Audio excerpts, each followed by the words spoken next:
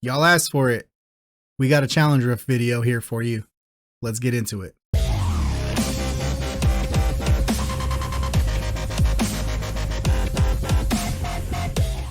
What's up, guys? JKG Brandon back with some more barbarian content for you.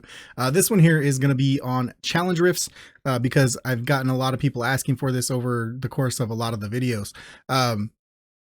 And one thing I want to touch on before we get into the video is the fact that we are on our way to 500 subs. You guys have been killing it with all the support lately. I want to say thank you from the bottom of my heart. If y'all want to support the channel, help us grow, hit that sub button. It is free. If you like the videos, as always, go ahead and drop a like, man. We really love to hear the feedback and you know, drop a comment below how you set up your barbarian for the challenge riffs. And we'll just kind of hop into it here. I'll try to keep it as quick as possible, and we'll run a lower level so we can try to make it a quicker video, right? So I like to run sprint when I am on a lower level or just trying something for the first time.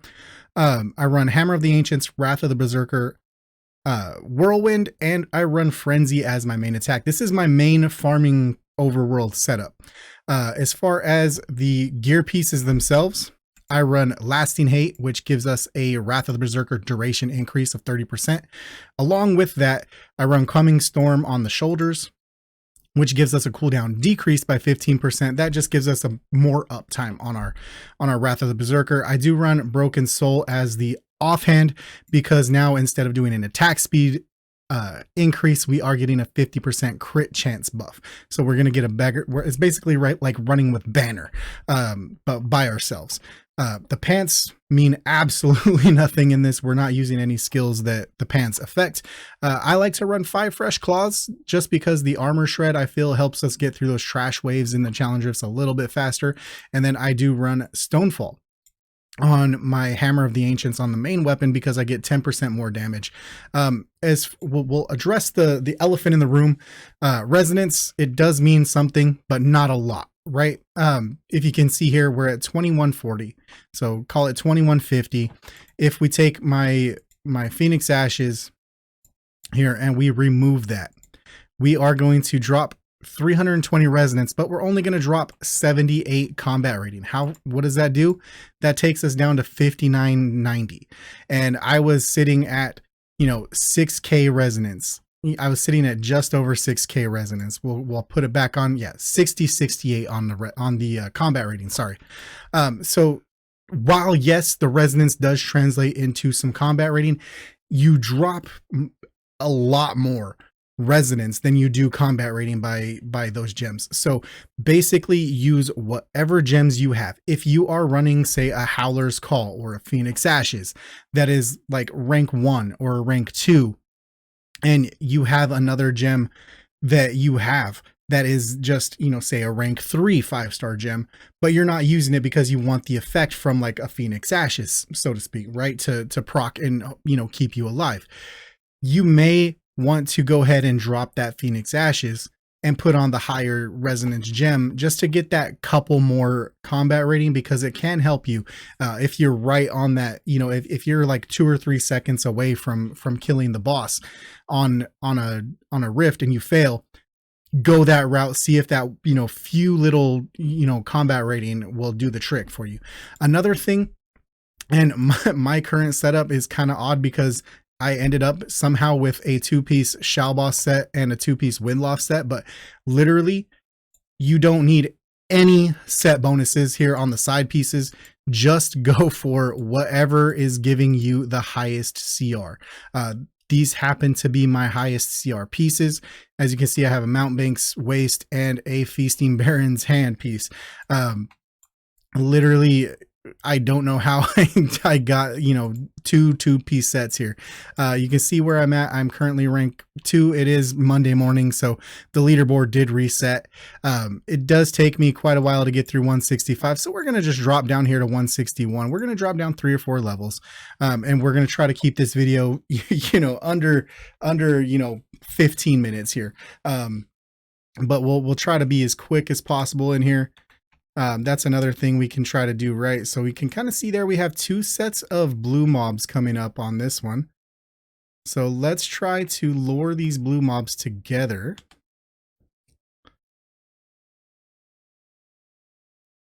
Come on, boys.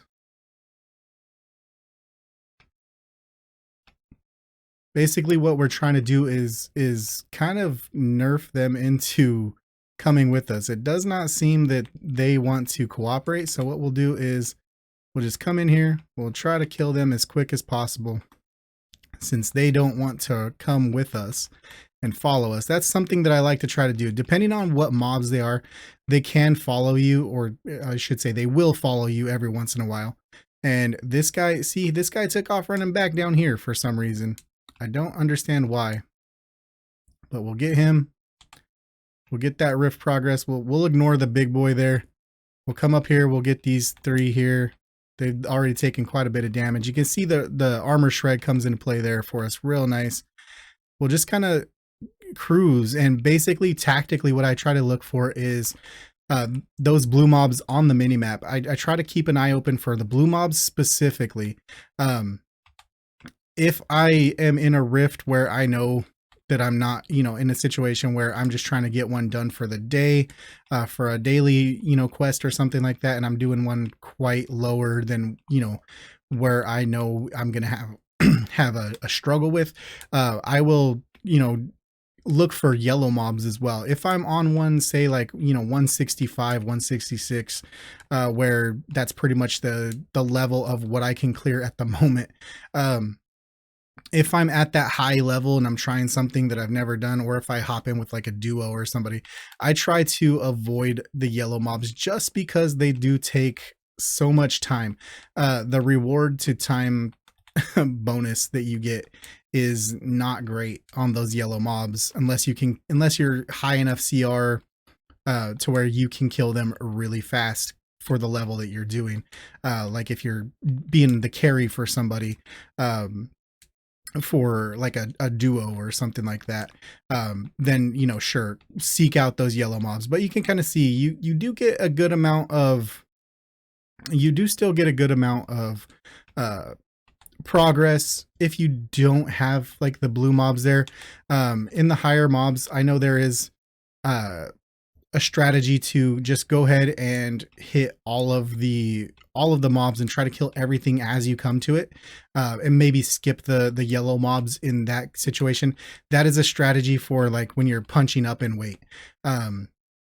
Try to kill everything as you go. Try to get as much of that rift progress as you can. That is definitely a strategy that you can use. If you're in a comfortable zone, like if you're being the carry, definitely go more of the route of just for speed and efficiency's sake. Go ahead and use the blue mobs to your advantage. And I think we got, who did we get? We got Sandshaper. This is going to be where my Frenzy main attack is going to come into play the most. You're not really going to worry about using your base attack all that much on those regular mobs, because we are trying to use as much as we can on that whirlwind. We're going to hit them with the hammer, try to grab one or two of those health orbs, come in. Let's see if we can not get hit by these. That would be nice. I hate those things.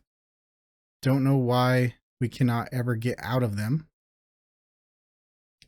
There we go. We actually may not we may not get to show off the Frenzy Ultimate.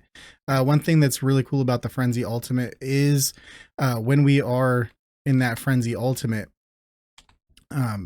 we actually do damage when we move through the body of our enemy. Like, it's pretty cool. It's not the biggest amount of damage, but I do like it because we do attack faster than with the Lacerate, and we do some pretty good damage for some other things. But yeah, that's kind of how we did there.